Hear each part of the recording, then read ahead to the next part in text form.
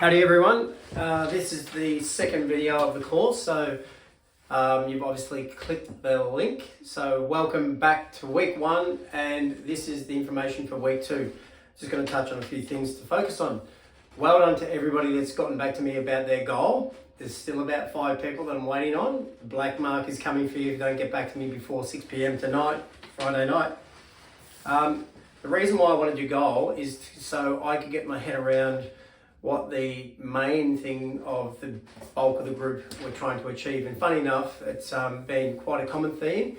And that common theme is A, to lose a little bit of body fat, and B, to get more consistent with their training, which is not surprising. So when we're talking about the train for results in the SAS classes, in most cases, you'll probably hear me refer to the weight that you used in your test.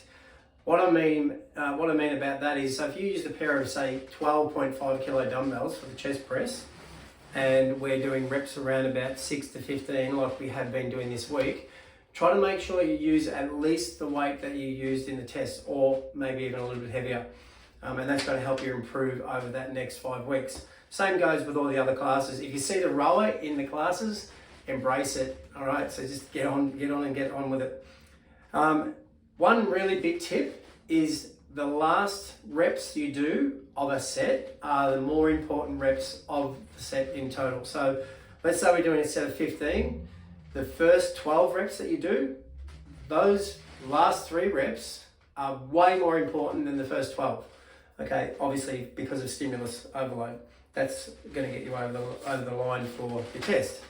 Talking about macro splits for the people that understand this, if you are going into a little bit more detail and effort for things like MyFitnessPal and you're breaking down your macros, try to sit around about 40, 30, 30. So that means 40 carbs, 30 fat and 30 protein.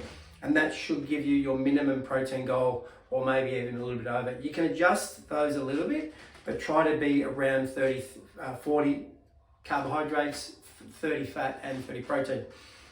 Tweak it to however you feel like it. Now make sure you're getting 1 gram per kilogram per body weight of protein, so 1 gram per kilogram. So if you're 80 kilos, you want 80 grams of protein per day. And if you pick up a piece of steak, the average piece of steak is about 150 to 200 grams.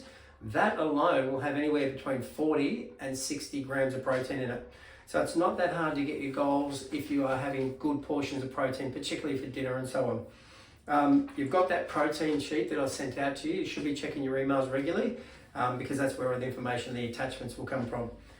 The calorie deficit is an important thing if you want to lose body weight. It's very hard to increase lean muscle mass and decrease body fat at the same time, but it can be done.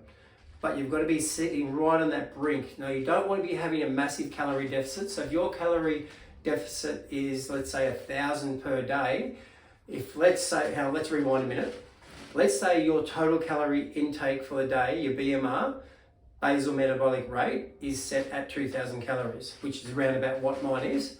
If I fall about 1,000 calories short of that, yeah, I'll lose a lot of weight really quickly, but a lot of it will be muscle tissue. Right? I might lose a kilo a week or maybe a little bit more because I'm basically starving myself. So what you want to be doing is only falling short by about 200, maybe 300 calories, and let the exercise that you do throughout that day do the rest, right? So eat, let's say it's 2,000 calories is my budget. I want to eat about, say, 1,600 to 1,700 calories, and I want to do a training session on top of that. And so that will burn maybe 300 to 500 calories as well. So I inadvertently end up working, I'd have 300 calories deficit, and then I get 500 burn from the exercise session. So over the week it accumulates and I lose quality fat. I'm not losing too much muscle because I'm doing weights, all right? I'm doing SAS and I'm doing weights upstairs. All right, let's move on. Keep up, water intake. Keep your ticking of your checklist. Some of you are probably really diligent with that, and probably some of you have been lazy and just filling it all in at 1 week and faking it. Anyway, whatever, it is what it is.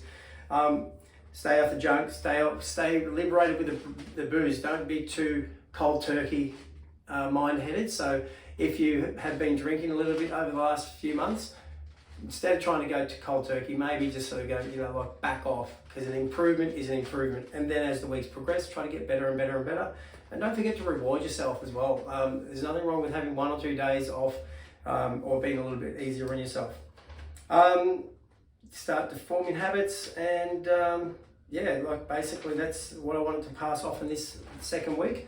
And guys and girls, the accountability is everything. I am absolutely blown away by that sheet out there. There's only probably 1 or 2 people that haven't really marked off enough classes yet. You know who you are, and I'm still waiting to hear back from those people that I sent the text out. Thanks for your efforts so far, everybody. Keep up the great work. Let's hit the ground running next week, and weekend's here. Ciao.